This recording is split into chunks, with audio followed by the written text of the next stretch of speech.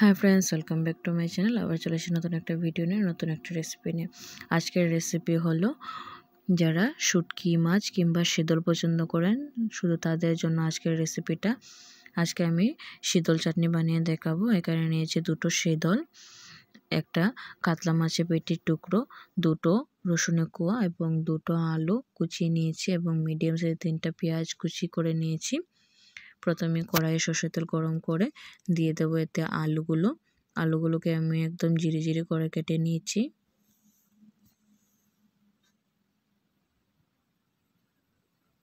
এখানে আমি medium size দুটো আলু নিয়েছি।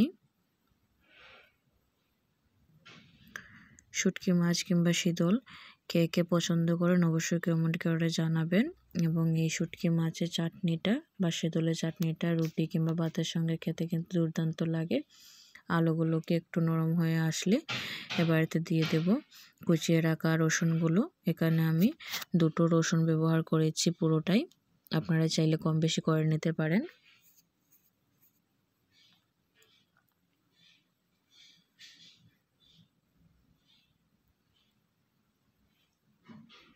খুবই সিম্পল এবং খুবই ইজি একটা রেসিপি, খেতেও কিন্তু দুর্দান্ত লাগে। এবার এতে দিয়ে দেব শীতলগুলোকে আমি আগে থেকে ভালো করে পরিষ্কার করে ধুয়ে নিয়েছিলাম। আপনারা চাইলে শীতলগুলোকে অল্প একটু গরম জলে ধুয়ে নিতে পারেন, তাহলে দেখবেন খুবই তাড়াতাড়ি শীতলগুলো পরিষ্কার হয়ে যায়। সমস্ত কিছুকে একসঙ্গে মিশিয়ে নিয়ে দিয়ে দেব পরিমাণ মতো লবণ এবং পরিমাণ মতো হলুদ গুঁড়ো। আবার সমস্ত কিছুকে একসঙ্গে মিশিয়ে নিয়ে গ্যাসের ফ্লেমটাকে কিন্তু আমি মিডিয়াম আঁচে রেখেছি, না হলে কড়াইয়ের নিচে লেগে যাবে। এবার এতে দিয়ে দেব কুচিয়ে রাখা পেঁয়াজগুলো। এখানে আমি দুটো মিডিয়াম সাইজের পেঁয়াজ নিয়েছি।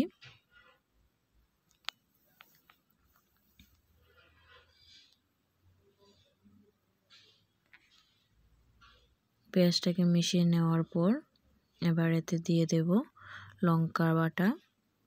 আপনারা যে যেরকম ঝাল পছন্দ করেন সেই পরিমাণে লঙ্কা বাটা ব্যবহার করবেন। শীতল চাটনিগুলো কিন্তু একটু ঝাল ঝালই ভালো লাগে। এবার এতে দিয়ে দেব কাতলা মাছের যে পেটিটা আমি নুন হলুদ দিয়ে ভেজে রেখেছিলাম, সেটাকে একটু গুঁড়ো করে কাঁটাগুলোকে বের করে ফেলে দিয়ে এতে আমি দিয়ে দিলাম। এবার সমস্ত কিছুকে একসঙ্গে মিশিয়ে নিয়ে অনেকক্ষণ কিন্তু প্রায় 2 থেকে 3 মিনিটের মতো ভাজা করে নিয়েছি। এখানে আমি অল্প একটু জল অ্যাড করেছি, প্রায় হাফ কাপের মতো। এবার সমস্ত কিছুকে একসঙ্গে মিশিয়ে নিয়ে একটু ফুটিয়ে নিলে রেডি আমাদের কাতলা মাছের পেটি দিয়ে শীতলের চাটনি। গরম গরম ভাত কিংবা রুটির সঙ্গে পরিবেশন করুন, খেতে কিন্তু দুর্দান্ত লাগে। যারা শুটকি শীতল পছন্দ করেন তারা অবশ্যই এই রেসিপিটা একবার করে বানিয়ে খেয়ে দেখবেন, আশা করি আপনাদের ভালো লাগবে। আজকের ভিডিওটা কেমন হয়েছে অবশ্যই কমেন্ট করে জানাবেন এবং চ্যানেলটি সাবস্ক্রাইব করে না থাকলে চ্যানেলটি সাবস্ক্রাইব করার অনুরোধ রইল। দেখা হবে নতুন একটা ভিডিওতে, নতুন একটা রেসিপি নিয়ে। ততক্ষণ সবাই ভালো থাকবেন, সুস্থ থাকবেন। এতক্ষণ সঙ্গে থাকার জন্য সবাইকে অসংখ্য ধন্যবাদ।